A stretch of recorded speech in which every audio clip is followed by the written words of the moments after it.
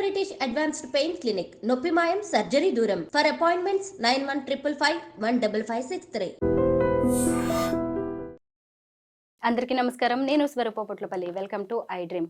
కొడంగల్ నియోజకవర్గంలో pharma industrial కారిడార్గా ప్రకటించిన గ్రామాల్లో ఏం జరుగుతోంది, లగచర్ల సహా మిగతా గ్రామాల వాళ్ళు చెబుతున్న దాంట్లో నిజమెంత, ఇలాంటి విషయాల గురించి తెలుసుకోవడానికి అక్కడికి వెళ్ళిన మహిళా ట్రాన్స్జెండర్ జేఏసీని పోలీసులు అడ్డుకున్నారు. వాళ్ళ వాహనాలని వెంబడించారు.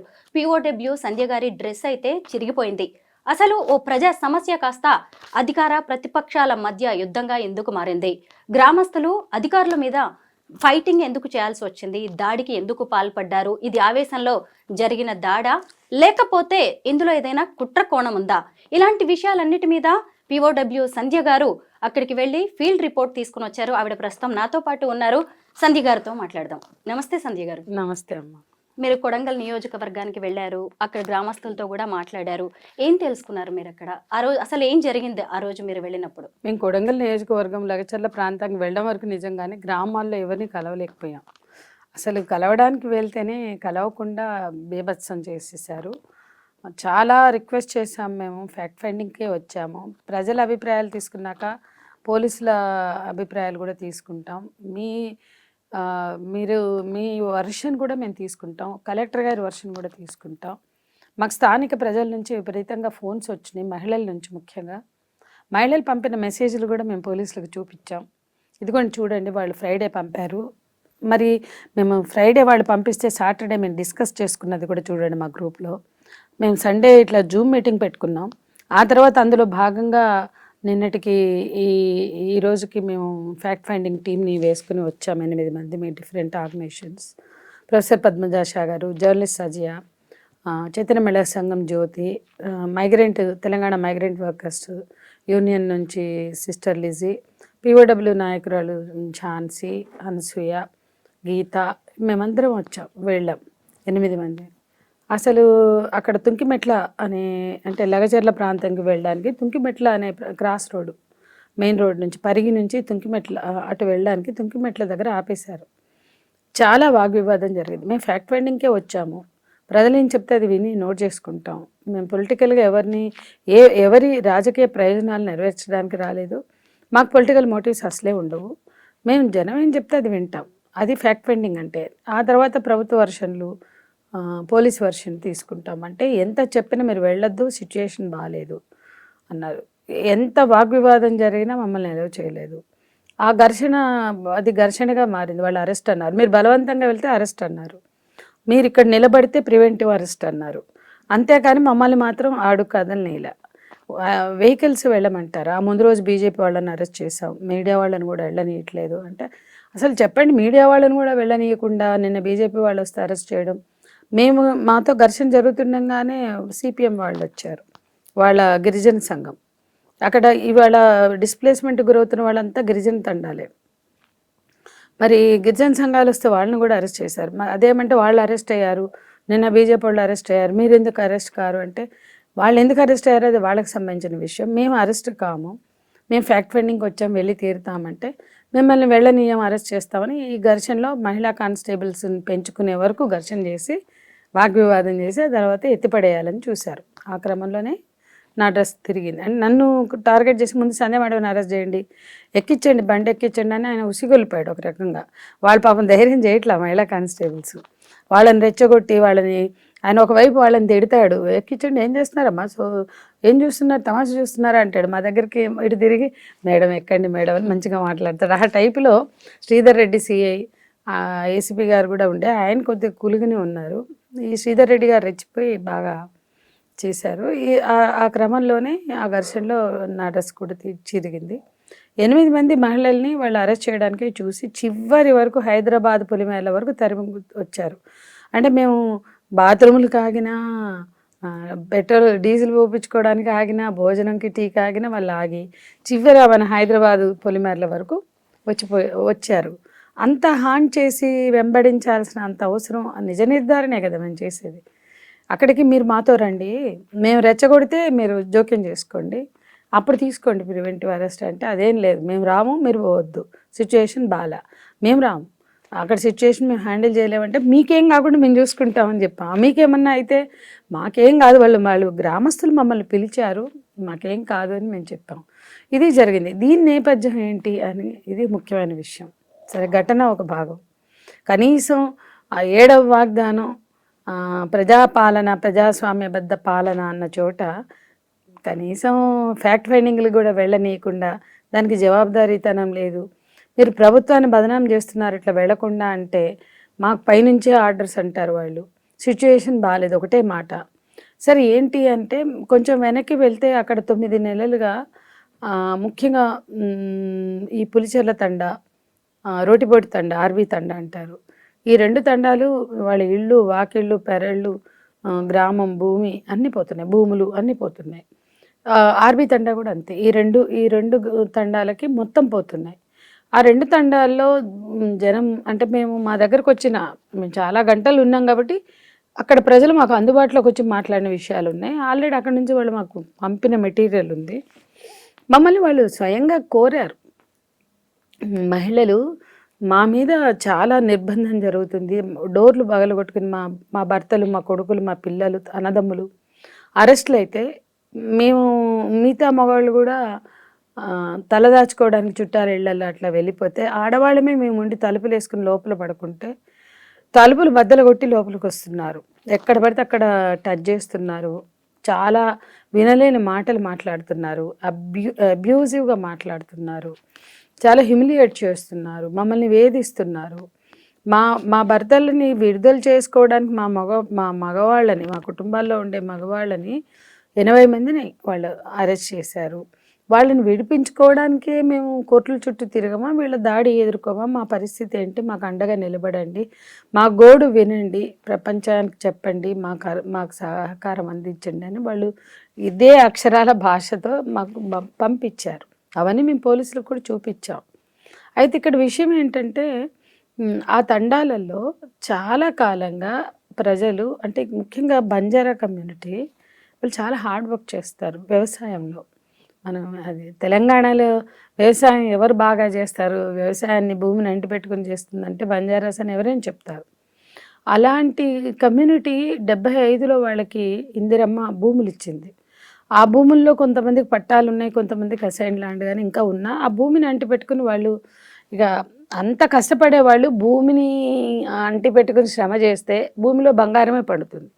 అట్లా 3 పంటలు పండించుకున్న రైతాంగం ఆ భూమిని ఆధారం చేసుకుని చాలా డెవలప్ చేసుకున్నారు భూమిని కూడా. అంటే ఇరిగేషన్ పరంగా, అంటే బోర్లు వేసుకుని వాటర్ రిసోర్సెస్ పెంచుకుని పంటలు బాగా పండించుకున్నారు. దాంతోపాటు ఆ పిల్లలు చదువుకుని చాలామంది ముంబయో, గల్ఫో, ఇతర రాష్ట్రాలకు వెళ్ళి పనిచేసి బాగానే డబ్బులు సంపాదించుకున్నారు. గల్ఫ్ వెళ్ళి మంచి మంచి ఇళ్ళు కట్టుకున్నారు. ఆ తండావాసులు వ్యవసాయం కేంద్రంగా పనిచేస్తున్న వాళ్ళు కూడా వాళ్ళ ఇళ్ళు వాకిళ్ళు చాలా బాగున్నాయి. అంటే వాళ్ళు ఏమంటారంటే, మేము కష్టపడి సంపాదించుకుంది ఎక్కడ పెడతాం, తెచ్చి మళ్ళీ భూమి మీద లేకపోతే ఇంటి మీద పెట్టాం. ఇవాళ ఇంటికి ఇల్లు అంటే వాళ్ళు ఏమి ఇస్తున్నారు, 2 BHK ఇల్లు ఇస్తామంటున్నారు గవర్నమెంట్. అంటే 1.5 ఇల్లు కట్టుకున్న వాళ్ళు 2 BHK ఇల్లు తీసుకుని సంతృప్తి పడతారా? దానికన్నా మించి వాళ్ళ ఉపాధి, వాళ్ళ భూమి, ఊరితో ఎమోషన్ ఉంటుంది. అంటే భూమితో ఎమోషన్ ఉంటుంది. ప్రొఫెసర్ హరగోపాల్ గారు ఎప్పుడు అంటారు, డిస్ప్లేస్మెంట్ అంటే నివాస హక్కులే కాదు, భూమి, భుక్తి, ఉపాధే కాదు, వాళ్ళ మెమొరీస్ ఉంటాయి. ఇల్లు వాకిలి తీసేటప్పుడు వాళ్ళ మెమొరీస్ని చెరిపేయడం కూడా మానవ హక్కుల సమస్య అవుతుంది. కాబట్టి ఊరితో ఉన్న అనుబంధం, భూమితో ఉన్న అనుబంధం, ఇంటితో ఊరితో ఉన్న అనుబంధం, అది చాలా ఎమోషనల్ బాండింగ్ అది వాళ్ళతో. అట్లాంటి చోట అసలు ఏం పట్టించుకోకుండా మీరు వెళ్ళిపోవాలా, మేము ఇస్తాం, మేము ఇచ్చింది తీసుకుని వెళ్ళిపోవాలా అంటే దానికి సంసిద్ధత వ్యక్తం చేయకపోవడాన్ని మనం అర్థం చేసుకోవాలి. మీరు అభివృద్ధిని రుద్దుతున్న ప్రాజెక్టులు వాళ్ళకి అభివృద్ధిగా కనిపించట్లా, విధ్వంసంగా కనిపిస్తున్నాయి. ఎప్పుడైనా ప్రజలని భాగస్వామ్యం చేస్తే అది అభివృద్ధి, ప్రజలు సమ్మతి ఇచ్చి ప్రజలు వెల్కమ్ చేస్తే అది అభివృద్ధి. ఇప్పుడు విశాఖ స్టీల్స్, మన BHEL, మన IDPL, HMT, లేకపోతే RFC, NFC, ప్రాగా టూల్స్ ఇట్లా చెప్తే జనం ఇచ్చారు భూములు, అందులో భాగస్వాములు అయ్యారు, వాళ్ళందరికీ ఉద్యోగాలు వచ్చాయి. BDL, డిఫెన్స్ ల్యాబ్స్, ఇట్లా చూసుకుంటే పోతే హైదరాబాద్ అంతా ఇండస్ట్రీస్ ఉన్నాయి. అంటే ముఖ్యంగా ప్రభుత్వం నెలకొల్పినవి కూడా ఉన్నాయి. మరి అక్కడ కూడా అంతకుముందు కూడా అపెరల్ పార్కులు ఉన్నాయి, అవన్నీ ఉన్నాయి. అక్కడ ప్రజలు భాగస్వామ్యం అయ్యారు. వాళ్ళ అనుభవాలు కూడా మనం వినాలి యాక్చువల్గా. అట్లాగే పోలేపల్లి సెజ్ ఉంది, అది కూడా అదే మహబూబ్ నగర్. ఇప్పుడు ఇక్కడ ఐదు గ్రామాల్లో ఇంకో పోలేపల్లి ఉంది, అదే 40% పోతుంది. ఇంకోటి హకీంపేట ఉంటుంది, ఇంకోటి లగచర్ల. ఈ 3 కలిపి 30-40% పోతే, ఈ 2 100% పోతాయి, ఈ 2 తండాలు. సో ఈ 5 గ్రామాలకు చెందిన వాళ్ళు నిరాహార దీక్షలు చేస్తున్నారు, నిరసనలు చేస్తున్నారు. ఆ పరంపర దాదాపు 9 నెలలుగా సాగుతుంది. అందులో ఒక కాంగ్రెస్ లీడరు మన నాయకుడే గెలిచాడు. యాక్చువల్గా వీళ్ళంతా కాంగ్రెస్ ఓటర్స్. రేవంత్ రెడ్డి గెలుపుని కూడా సంబరాల్లాగా చేసుకున్న యువతే ఇప్పుడు అరెస్ట్లు అయి ఉన్నాళ్ళు. ఓట్లేసి గెలపడమే కాదు, ఓట్లేసి గెలిపించడమే ఒకటే కాదు, 6 గంటలు 8 గంటలు డీజీలు పెట్టుకుని సంబరాలు చేసుకున్నారట రేవంత్ అన్న గెలుపుని. సో వాళ్ళే ఇప్పుడు వాళ్ళు చెప్తారు, ఆ ఫోటోలు చూడండి, ఆ సెలబ్రేషన్స్ ఫోటోలు, ఇప్పుడు జైళ్ళలో ఉన్న పరిస్థితి చూడండి, అంటే ఆ యూతే. కాబట్టి ఇప్పుడు వాళ్ళలో కోపం అనేది ఎందుకు ధర్మాగ్రహంగా మనం భావించాలి అంటే, మేము రేవంత్ అన్న గెలుపుకి మేము పనిచేస్తే మా మీద ఇంత దాడేంటి, దౌర్జన్యం ఏంటి? తిరుపతి రెడ్డి 40-50 కార్లతో వచ్చి బెదిరించిపోతాడు. ఇది వరుసగా జరుగుతుంది, టెర్రరైజ్ చేస్తున్నారు. ఇవన్నీ క్రమంలో, ఈ నిరసనలు జరుగుతున్న క్రమంలో ఒక కాంగ్రెస్ నాయకుడు, మన నాయకుడు వచ్చాడు, మన భూములు రక్షించుకుందాం, మనం ఇవ్వద్దని చెప్పి వీళ్ళందరి దగ్గర డబ్బులు తీసుకుని మళ్ళా వాళ్ళు భూములు లాక్కుంటానికి లేదా నోటిఫికేషన్లు ఇచ్చి దండోరాలు చేయించి ఆ భూములు తీసుకోవడానికి వస్తున్నప్పుడు వాళ్ళతో పాటు వస్తే అతన్ని కొట్టారు తప్ప ఇంకెవరిని కొట్ల, ఆ కాంగ్రెస్ నాయకుడిని. అది ఏదైనా ఉంటే జనంకి అతనికి జరిగిన ఘర్షణని చట్టబద్ధంగా డీల్ చేయొచ్చు. కలెక్టర్ స్వయంగా చెప్తాడు, నన్ను ఎవరు కొట్టలేదు, దాన్ని దాడిగా మాట్లాడొద్దు అని చెప్తాడు. కలెక్టర్ వర్షన్ కూడా విన్నాం. ఎస్పీ అంటాడు అక్కడ దాడి జరిగిందంటారు. ముఖ్యమంత్రి లేదా నేతలు అంటారు, కాంగ్రెస్ నేతలు, మినిస్టర్స్, ఒక కలెక్టర్ మీద చేసుకుంటే సహించేది లేదు, కేసులు ఉంటాయంటారు. ఇది ఆవేశంతోనే జరిగిందంటారా, లేకపోతే ఏదైనా కుట్ర కోణం ఉందా? ఎందుకంటే కాంగ్రెస్ ఆరోపిస్తూ ఉంది, మనం చూస్తున్నాము ఇప్పటికే కొంతమంది బీఆర్ఎస్ నేతలను కూడా అరెస్ట్ చేయడం జరిగింది. అవును, అనిపించింది అక్కడికి వెళ్ళి? ఇప్పుడు అక్కడ జరుగుతున్న ఉద్యమంలో బీఆర్ఎస్ పాత్ర ఉందా లేదా అది తర్వాత విషయం. కానీ ప్రజలు, ఆ 2 గ్రామాల ప్రజలు లేదా 5 గ్రామాల ప్రజలు, వాళ్ళు ఎవరు ఓట్లేశారు, ఓటింగ్ సరళి, అప్పటి ఓటింగ్ ప్యాటర్న్ తీసుకున్న, ఆ ఓటింగ్ ఫ్యాక్ట్స్ తీసుకున్న తెలుస్తాయి. రెండోది, అక్కడ అందరికీ తెలిసిన విషయం, వాళ్ళు ఎక్కువగా కాంగ్రెస్ మద్దతుదారులే. కానీ కాంగ్రెస్ మద్దతుదారులు అయినంత మాత్రాన భూములు ఇచ్చేస్తారని గ్యారంటీ లేదుగా. తామోటేసి గెలిపించుకున్న ప్రభుత్వం అయినంత మాత్రాన వాళ్ళు ఇల్లు వాకిలి భూములు ఇస్తారా? ఇస్తే హైడ్రా ప్రాజెక్ట్లో, హైడ్రా అనేది చాలా prestigious project CM Revanth Reddy గారికి. దాంట్లో హైడ్రా అనేది ఎఫ్టీఎల్లో బఫర్ జోన్లో కట్టినటువంటి నివాసాలు చాలా నష్టకరం, అదంతా కూడా రియల్ ఎస్టేట్ అనో ఇంకోటనో మాట్లాడుతూ అది ఆక్రమణలు, దురాక్రమణలు అని మాట్లాడి ఆ కాటిసాని రామ్ భూపాల్ రెడ్డివి, ఇంకో పల్లంరాజు, ఇట్లాంటి వాళ్ళే పగలగొట్టారు. మరి సీఎం సొంత సోదరుడు, అతనిది కూడా ఎఫ్టీఎల్లో ఉందని నోటీస్ ఇస్తే అతను ఎందుకు కోర్టు నుంచి స్టే తెచ్చుకున్నాడు? అంటే నీ ఇల్లు బడగొడితే నువ్వు స్టే తెచ్చుకుంటావు, కానీ వాళ్ళ ఇల్లు బలగొట్టడానికి పోయి దౌర్జన్యం చేస్తారు. ఇతను వ్యక్తిగతంగా కూడా వాళ్ళని భయపెడతాడు, 50 కార్లు కాన్వాయ్ వేసుకుని. అంటే ఇదేంటి? హైడ్రా ప్రాజెక్ట్ను గౌరవించేవాడు అయితే దగ్గరుండి నీ ఇల్లు కూలగొట్టించుకో, ఇట్లా నేలమట్టం చేపించుకో, నీకెందుకు కోర్టు స్టే ఆర్డరు? నీ ఇల్లు కూడా కట్టకూడదు. హైడ్రాలో, మూసీలో అందరు పేదవాళ్ళు ఇల్లు కొడతారు. కాబట్టి వీళ్ళ మూసీలో కూడా మేము రివర్ బెడ్ మీద 873 మాత్రమే ఉన్నాయి, నార్సింగ్ టు నాగోల్. వాటికి మీరు RR ప్యాకేజీ ప్రకటించి తీసుకోండి అంటున్నాం. అది ఒక పెద్ద గందరగోళం, మూసీ డిఫరెంట్ సబ్జెక్ట్. ఇక్కడికి వస్తే ఆ ప్రజల ఆక్రందన, ఆవేదన వినకుండా ఇప్పుడు మీరు ఒకటి అన్నారు, ఇది బీఆర్ఎస్ ఉందంటే బీఆర్ఎస్ 10 ఏళ్ళ పాలనలో ఉన్నప్పుడు ప్రజల ఆందోళన చేస్తుంటే కాంగ్రెస్ కూడా ఉంది. మీరెట్లా ఆనాడు ఉన్నారు, మీరెట్లా ప్రజా సంఘాలతో, లెఫ్ట్ వామపక్ష విప్లవ పార్టీలతో పనిచేశారో మీరు మర్చిపోయారా? సరే, ఈరోజు బీఆర్ఎస్ ఉందో లేదో మాకు తెలీదు, ఉంటే ఉండొచ్చు కూడా, కానీ మేము బీఆర్ఎస్తో లేం కదా. మేము ఇవాళ ఏ ఐక్య కార్యాచరణ చేసినా కాంగ్రెస్, బీఆర్ఎస్, బీజేపీని పక్కన పెట్టి చేస్తున్నాం. మీరన్నా మాతో ఆ రోజు కలిసి వచ్చారు. తెలంగాణలో ప్రజాస్వామిక హక్కులు పునరుద్ధరించుకుందాం, తెలంగాణలో ప్రజల హక్కుల్ని, మాట్లాడే గొంతుల్ని, భావప్రకటన స్వేచ్ఛను గౌరవించుకుందాం అని చేసిన ఆందోళనలో అన్నిట్లలో మేము ముందున్నాం. మాతోటి వామపక్ష విప్లవ పార్టీలతో కానీ, మా ప్రజా సంఘాలతో కానీ వీళ్ళు కలిసి వచ్చారు. మా మీద కేసులు పెడితే ఖండించారు, నా మీద ఊపా పెడితే రేవంత్ రెడ్డి గారు దాన్ని ఖండిస్తూ మాట్లాడారు. దానికి ఆ మీటింగ్కి మల్లు రవి గారిని పంపిస్తే ఆయన వచ్చి కేసులు ఎత్తేసేంత వరకు పోరాటంలో ఉంటామని చెప్పారు. ఇట్లా అనేక సందర్భాల్లో ప్రజా ఉద్యమాలు, ఇది కొత్త కాదు. యూజర్ ఛార్జీలకు వ్యతిరేకంగా చంద్రబాబు గవర్నమెంట్లో ఫైట్ చేస్తే రాజశేఖర రెడ్డి గారు మా పోరాటాల్లో వచ్చారు. విద్యుత్ ఉద్యమంలో మేము పోరాడుతుంటే ఆయన మా ధర్నాల్లో వచ్చి కూర్చున్నారు. ఇది పాలకులు ఎప్పుడు చేస్తున్నదే. ప్రతిపక్షాలు వాళ్ళు పాలకపక్షంగా ఏ తప్పులు చేస్తారో, ఏ అణచివేతకు పాల్పడతారో అదే ప్రతిపక్షంగా ఉన్నప్పుడు ప్రజల గొంతుతో మాట్లాడతారు. ఇక్కడ ఆ డ్రామాలు ఏమైనా జరిగితే జరిగి ఉండొచ్చు, అది వేరు విషయం అండి. కానీ ప్రజలకు సమస్య ఉందా లేదా, ప్రజల హక్కుల్ని పరిరక్షించడానికి కొన్ని సంస్థలో, వ్యక్తులు, శక్తులు, సంస్థలు పనిచేస్తే వాళ్ళ మీద ఎందుకు మీ ప్రతాపం, వాళ్ళ మీద ఎందుకు ఈ దాడి అనేది మేము ప్రశ్నిస్తున్నాం. అట్లాగే అక్కడ ఇష్యూలో వాళ్ళు పోలేపల్లి సెజ్జుకు వెళ్ళి పరిశీలించామని చెప్తున్నారు మాతో. వాళ్ళకి అక్కడ తెలిసింది ఏంటంటే, ఆ ప్రజలు చెప్పింది ఏంటంటే, మేము బుద్ధి లేక భూములు ఇచ్చాం, మా తప్పు మేము చేసిన తప్పు మీరు చేయకండి.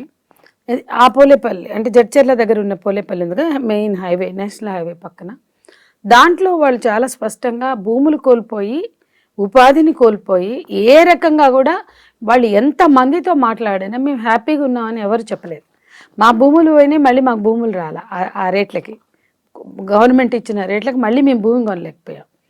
మహా అంటే ఆ డబ్బులతో ఏదో ఇల్లు కట్టుకున్నాం, కానీ అన్నిటికన్నా మించి గ్రౌండ్ పొల్యూషన్ వల్ల మేము సఫర్ అవుతున్నాం.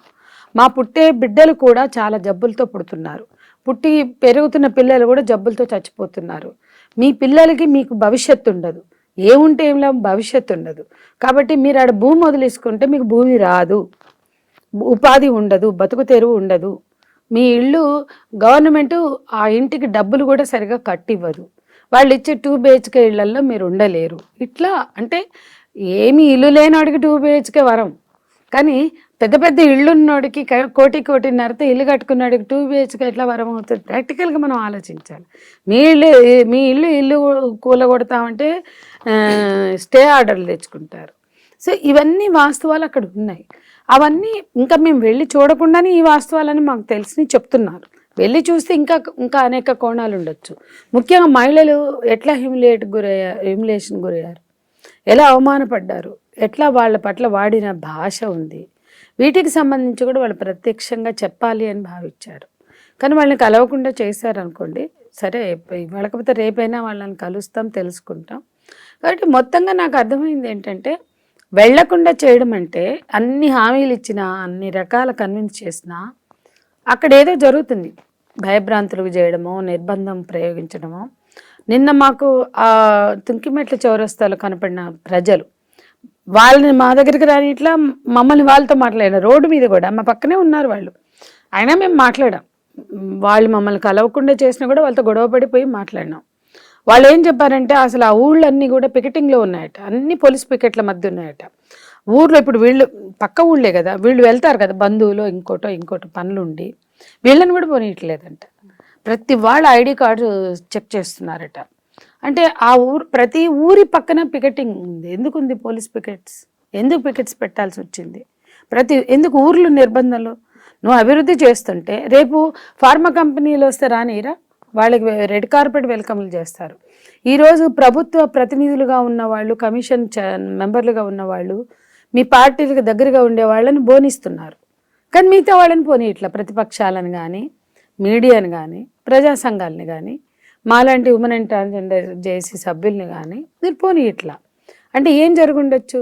అక్కడ వాస్తవాలు బయటికి రావద్దు, అక్కడ భయభ్రాంతులకు గురి చేయాలి ప్రజల్ని, వాళ్ళని ఐసోలేట్ చేయాలి. ఇదే వీళ్ళ ప్రయత్నం. ఇప్పుడు అక్కడ ఏర్పాటు చేయబోతున్న ఫార్మా కంపెనీల్లో రేవంత్ రెడ్డి అల్లుడు కంపెనీ కూడా ఉంది, వియ్యంకుడు కూడా షేర్స్ ఉన్నాయని చెప్పి బీఆర్ఎస్ ఆల్రెడీ ఈడీకి కూడా కంప్లైంట్ ఇచ్చింది. మీకు ఏదైనా అక్కడి నుంచి తెలిసిందా? దీనికి సంబంధించి ఇన్ఫర్మేషన్ ఉందా? మళ్ళీ మేము వింటున్నాం, మేము అంత డెప్త్లో ఇంకా స్టడీ చేయలేదు. తిరుపతి రెడ్డి అక్కడ భయభ్రాంతులకు గురి చేయడం, ఆ ప్రాంతం అంతా కొత్త వాల్ రైటింగ్లు వెలిసాయి.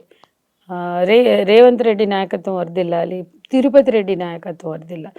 అంటే ఆ ప్రాంతంలో తిరుపతి రెడ్డి ప్రభావాన్ని పెంచుకోవడానికి చాలా, అంటే అంతకుముందు అక్కడ అతని నాయకుడు కూడా కాదు, కానీ అతను వాల్ రైటింగ్స్ రాయడము, అతను వరుసగా కాన్వాయ్లతో రావడము, ఇవన్నీ అక్కడ ప్రజల్లో ఏంటంటే ఈ ఫార్మాసిటీకి సంబంధించి మేజర్గా ఇతని వీళ్ళ కుటుంబమే పాత్ర పోషిస్తుంది, వీళ్ళవే ఎక్కువ వాటాలు ఉన్నాయి. వీళ్ళకి సంబంధించింది తిరుపతి రెడ్డిని కట్టుకుని ముడుపులు చెల్లించి చాలామంది అక్కడికి రావడానికి ప్రయత్నిస్తున్నారు. సో ఇతను సెంట్రల్ పాయింట్గా, తిరుపతి రెడ్డి సెంట్రల్ పాయింట్గా ఈ ఫార్మా హబ్, ఫార్మా సిటీ అన్నా, ఫార్మా సెడ్జ్ అన్నా, ఇవాళ ఇండస్ట్రియల్ పార్క్గా మళ్ళీ పేరు మార్చుతున్నారు. ఎందుకంటే అంత ఫార్మా అంటే పొల్యూషన్ ఇష్యూ వచ్చింది, గ్రౌండ్ వాటర్ అంటున్నారు, కాబట్టి పేరు మార్చి ఇండస్ట్రియల్ పార్క్ వేరే వేరే వస్తాయి అంటున్నారు.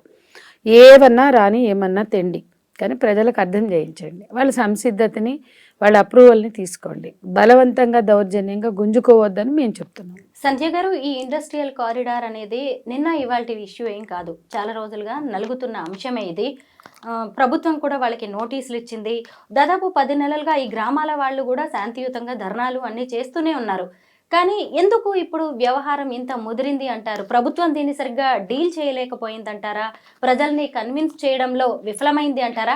అసలు అక్కడ ఫార్మా ఇండస్ట్రియల్ కారిడార్ అవసరం ఉందంటారా? అంటే మీరు అడిగింది చాలా కరెక్ట్. గత ప్రభుత్వాలు కూడా ఈ ఫార్మా సిటీలను పెట్టాయి. గత పాలకులు, బీఆర్ఎస్ పాలకులు ప్రపోజల్స్ ఇవి. కాబట్టి భూ సేకరణ కానీ ఇప్పుడు అదంతా మేజర్ ల్యాండ్ పుల్లింగ్. ఆ ల్యాండ్ పుల్లింగ్ దేనికోసం జరుగుతుంది? 3 పంటలు పండే భూములు, ప్రజలు ప్రశాంతంగా జీవిస్తున్న ఆవాసాలు, నివాసాలు, వాటిని వాళ్ళే చాలా కష్టపడి రెక్కలు ముక్కలు చేసుకుని వాళ్ళ సొంత డబ్బుతో డెవలప్ చేసుకున్న విలేజెస్ అవి. ప్రభుత్వాలు పథకాలు తెచ్చి అక్కడ గుమ్మరించి డబ్బులు డెవలప్ చేసిన విలేజెస్ కావాలి. కాబట్టి ప్రజల భాగస్వామ్యంతో అభివృద్ధి అయిన గ్రామాల్ని మీరు తీసేస్తామని అన్నప్పుడు వాళ్ళు అడ్డుకోవడం సహజమైన విషయం. అక్కడ వాళ్ళకి సరిపడ ప్యాకేజీలన్నా ఇవ్వాలి, వాళ్ళకి ఆల్టర్నేటివ్ ప్రపంచంలో కావచ్చు, మన దేశంలో కావచ్చు, ఏ ఇండస్ట్రియల్ పార్క్ డెవలప్ అయినా అక్కడ ప్రజలకు ఆల్టర్నేటివ్ దొరికినప్పుడు ఒప్పుకున్నారు. వీళ్ళకు కూడా ఆల్టర్నేటివ్ కనిపించాలి. అది వాళ్ళ జీవితానికి సంబంధించి కావచ్చు, వాళ్ళ ఆస్తులకు సంబంధించి కావచ్చు, వాళ్ళ భవిష్యత్తుకు సంబంధించి కావచ్చు. ఇది మనం అర్థం చేసుకోవాలి. జరిగిన అన్ని ప్యాకేజీలు ప్రజలు వ్యతిరేకించినవి కాకపోవచ్చు. నేను చెప్పా కదా ఇందాక, డిఫెన్స్ ల్యాబ్స్ వచ్చినాయి మనకి, ఎకరాలే కదా అవి కూడా. మరి ఎక్కడ వేలు తీసుకోవడం ఈ మధ్య ఫినామినా. అంతకుముందు 100-200 తీసుకుంటే పెద్ద కంపెనీ, బిహెచ్ఎల్ కన్నా పెద్ద కంపెనీలా, హెచ్ఎంటీ ఇలాంటి కన్నా ఆల్విన్, అవి నాశనమైన వేరు విషయం. కానీ ఆ కంపెనీలు, ఆ భూములు చూస్తున్నాం కదా. సో ఇక్కడికి వచ్చే వరకు భూమి ఎంత అవసరమో అంత తీసుకోవాలి. ఆ తీసుకున్న భూమికి న్యాయమైన ప్యాకేజీలు ఇవ్వాలి. ఆ తెచ్చే ఇండస్ట్రీస్, ఇప్పుడు ఇథనాల్ ఉంది, ఇథనాల్ మాకు వద్దని ఎందుకంటున్నారంటే గ్రౌండ్ పొల్యూషన్కి భయపడుతున్నారు, ఎయిర్ పొల్యూషన్కి భయపడుతున్నారు. కొన్ని ఫ్యాక్టరీలు వాతావరణ కాలుష్యాన్నో లేదా భూగర్భ జలాలను కలుషితం చేస్తాయని అని వాళ్ళు ఆందోళన చెందుతున్నప్పుడు దానికి తగిన భరోసాలు వీళ్ళు ఇవ్వాలి. ఆ గ్యారంటీలు ఇవ్వకుండా మేమేం చేస్తే అదే అభివృద్ధి, మేమేం చేస్తే అది మీ ప్రారంభం అంటే అది కుదరదు. ఇక్కడ జరుగుతున్న ఇక్కడున్న గ్యాప్ అది, ఇక్కడ జరుగుతున్న భయాందోళన అది. వాళ్ళు గతంలో డెవలప్ చేసిన వాళ్ళ దగ్గరికి వెళ్తే అక్కడ ఎక్కడ వాళ్ళకి పాజిటివ్ రిపోర్ట్ రాకపోవడం, గ్రౌండ్ పొల్యూషన్కి కూడా వాళ్ళు చాలా భయపడుతున్నారు. సో ఇవన్నీ ఎక్కడ ఎవరు మాట్లాడలేదే. అసలు ఇట్లనా జరిగేది? పబ్లిక్ హీరింగ్లు జరగాలి, ప్రజల్ని భాగస్వాములు చేయాలి. మేము చూసాం గతంలో మన ఎద్దుమైలారం ఆ ఏరియాలో బీడీఎల్ వచ్చినప్పుడు కూడా, భూసేకరణప్పుడు కూడా వాళ్ళు మాకు పిలిచారు. అప్పుడు మేము తెలుసుకున్నప్పుడు వాళ్ళు మాకు ఆర్ఆర్ ప్యాకేజీ గురించి చెప్పినప్పుడు ఇంటికి ఒక ఉద్యోగం ఇస్తామని చెప్పారు. అట్లాంటి ఏమి ఇప్పుడు వచ్చే వాటిలో లేవు. ఉద్యోగాల మీద లేదు, ఉపాధి మీద లేదు, భూమి మీద లేదు, భుక్తి మీద లేదు, బతుకు మీద లేదు. కానీ మేము చేసేదే అభివృద్ధి అని మీరు భావించండి, దాన్ని అంగీకరించండి, లేకపోతే మేము తోలుదీస్తాం. మిమ్మల్ని జైళ్ళ బహిరంగ జైల్లాగా చేశారు. అసలు ఎందుకు పోవద్దండి? ఫ్యాక్ట్ ఫైండింగ్ కానీ మీడియా కానీ ఎందుకు వెళ్ళొద్దు? మీడియాని కూడా అలౌ చేయట్లా, ఎవరిని అలౌ చేయట్లా. అక్కడ పోయేవాడు వాడి బంధువు అని ఆ బంధువులతో ఫోన్ చేయించుకోవాలి పికెట్ దగ్గర ఉన్న పోలీసులకి. ఈయన మా బంధువే పంపించండి అంటే పంపిస్తున్నారట. ఈ సడన్గా ఈ నిర్బంధం ఏంటి? ఈ అదో ఆ గ్రామాలు ఏమన్నా బహిరంగ జైళ్ళ? అట్లా చేయడం అనే దాని పట్ల చాలా వ్యతిరేకత అయితే ఉంది స్థానికంగా. సరే, బయట ఇది రాజకీయ రంగు పులుముతున్నారు, మీరు అన్నారు కదా, రాజకీయ రంగులు పులవడం వాళ్ళకి అలవాటే. కానీ రాజకీయ నాయకుల ప్రలోభాలకు గురవ్వడం మాకైతే అలవాట్లేదు. లేదా ప్రజల ఇప్పుడు అక్కడ కూడా ప్రజలు మేము పోరాడుతున్నాం, మాకు వద్దు, మేము నిలబడతాం, మాకు న్యాయం కావాలంటే మేము వాళ్ళకి అండగా ఉంటాం, మేము ఇస్తాం. మేము అది కూడా చెప్పాము నిన్న, మేము ల్యాండ్స్ ఇస్తామని వాళ్ళంటే మాకేంటి బాధ, మేము అదే రిపోర్ట్ బయటకు తీసుకొస్తామని చెప్పాము. కాబట్టి ప్రజలే ఫైనల్గా నిర్ణయం తీసుకోవాల్సిన వాళ్ళు. దానికి సంబంధించి మేము అక్కడ నిర్బంధం ఉంది, జైళ్ళ పాలవుతున్నారు, మహిళల ఆక్రందనలు వినపడుతున్నాయి, దాని పట్ల ఎంపథెటిక్గా వెళ్ళడమే కాకుండా న్యాయ అన్యాయాలను పరిశీలించడానికి వెళ్ళాం. థ్యాంక్ యూ సంధ్య గారు. సీఎం సొంత నియోజకవర్గంలో ఫార్మా ఇండస్ట్రియల్ కారిడార్ పేరుతో ఏం జరుగుతుందో చాలా కొత్త విషయాలు చెప్పినందుకు thank you so much. Yeah, welcome.